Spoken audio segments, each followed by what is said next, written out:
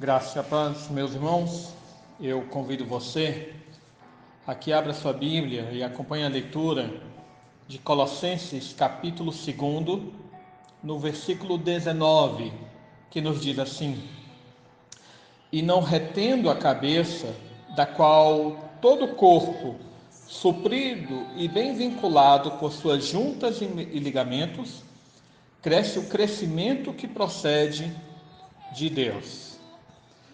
Irmãos, hoje em dia, a igreja se parece, as igrejas que nós temos visto por aí, se parece muito com aquele monstro criado pelo Dr. Frankenstein.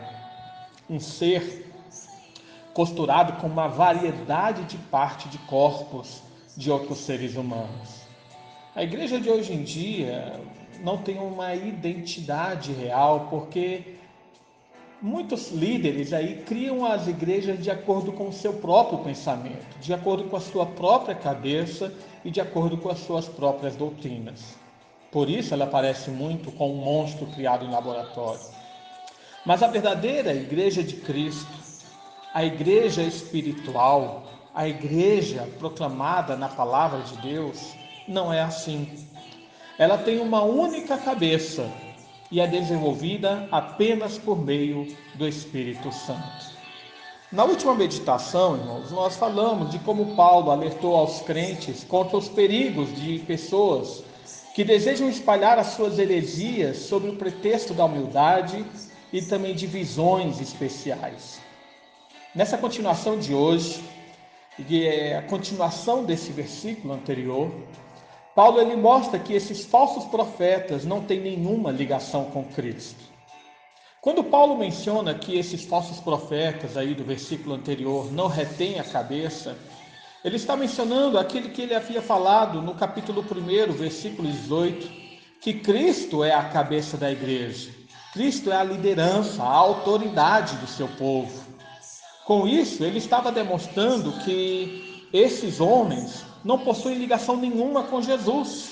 Quando eles não retêm a cabeça, ou seja, quando eles não retêm a Cristo, quando eles não estão ligados a Cristo, demonstra, portanto, quão fora eles estão da verdadeira igreja.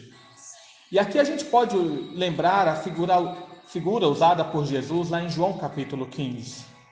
Ele é a videira verdadeira e os crentes são os ramos. Aqueles que fingem estar na videira, mas não produzem frutos dignos, são arrancados pelo Pai e lançados ao fogo. Portanto, fingir ser parte da igreja, sem ter ligação nenhuma com Jesus, é apenas ter a certeza da condenação. E por que Paulo usa esse palavreado com eles? Porque esses homens procuram levar os crentes a buscarem vários meios de salvação que vão além de Cristo.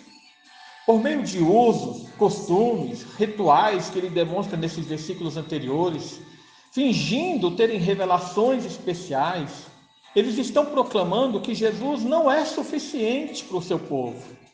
Mas veja que Paulo aqui demonstra não apenas que Jesus é suficiente, mas como ele é o único meio da igreja alcançar a salvação. O suprimento da vida da igreja está nele. Tal como é através do caule da videira que os ramos recebem seu alimento, dessa forma é somente através da ligação com Jesus que os crentes são supridos de todo alimento espiritual que necessitam. Além disso, ao falar da vinculação que vem por juntas e ligamentos, Paulo está demonstrando que a única forma da igreja viver e permanecer de pé é através da sua ligação com a cabeça, que é Cristo. É Ele que fornece a vida, mas também fornece todo o desenvolvimento saudável da igreja. Além disso, com essa ilustração, Paulo também demonstra que a atividade da igreja só pode evoluir de forma saudável através da sua união com Jesus. Irmãos, a igreja caminha nesse mundo e vai passando por eras e gerações por estar ligada a Jesus. Ela vai perseverando e suportando todas as aflições por causa do seu relacionamento com Cristo. Ela vai trabalhando e enfrentando seus inimigos porque a sua força está no Filho de Deus. Se observarmos a história da igreja, nós vemos que por muitas vezes ela já esteve prestes a sucumbir e a desaparecer, ou até mesmo a se deixar levar por um caminho de corrupção e apostasia por causa desse desvio da união com Cristo. Muitas vezes a igreja começou a inventar doutrinas que a afastaram do verdadeiro evangelho bíblico, mas pela maravilhosa graça e misericórdia divina, nós temos um Senhor que não abandona o seu povo.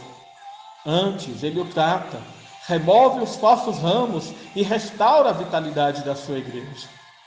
Assim, aqui se reveste de mais importância o final do nosso versículo. Paulo diz: ela cresce o crescimento que vem de Deus.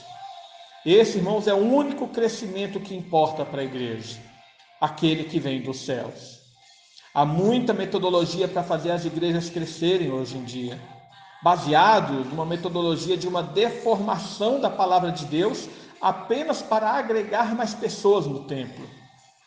Para isso, deixa-se de pregar os temas essenciais do Evangelho de Cristo, que condenam o pecado e apontam para a solução apenas em Jesus, e tudo isso apenas para satisfazer o ego humano. E isso, irmãos, não caracteriza o crescimento que vem de Deus. O desenvolvimento da igreja, conforme a operação de Deus, vem por meio da sua palavra. Por isso, Paulo disse a Timóteo: toda a escritura é inspirada por Deus e útil para o ensino, para a repreensão, para a correção, para a educação na justiça, a fim de que o homem de Deus seja perfeito e perfeitamente habilitado para toda boa obra. Irmãos, que Deus nos ajude a sermos ramos totalmente edificados em Cristo, satisfeitos em Cristo e alimentados pelo Espírito de Jesus. Oremos. Pai amado, mais uma vez nos colocamos diante de Ti. Agradecemos por Tua obra em nossa vida, agradecemos, Senhor, por Tua misericórdia sobre nós. Te exaltamos, ó Pai, porque embora sejamos pecadores e falhos e muito tendenciosos a nos deixar levar pelas corrupções desse mundo, o Teu Espírito Santo tem preservado uma igreja pura, santa, perfeita, uma igreja, Senhor, que está sendo preparada para habitar no lar celestial ao Teu lado. Te agradecemos, ó Pai, porque não depende de nós nem das nossas obras, mas apenas, Senhor, da Tua graça e da Tua misericórdia. Pedimos, portanto, ó Pai, que vivifique o Teu povo, que guarde o nosso coração, nos dê entendimento espiritual para refutar os falsos ensinos. Queremos estar ligados apenas naquele que é o nosso cabeça, o Teu Filho Jesus, e é em nome dele que oramos. Amém.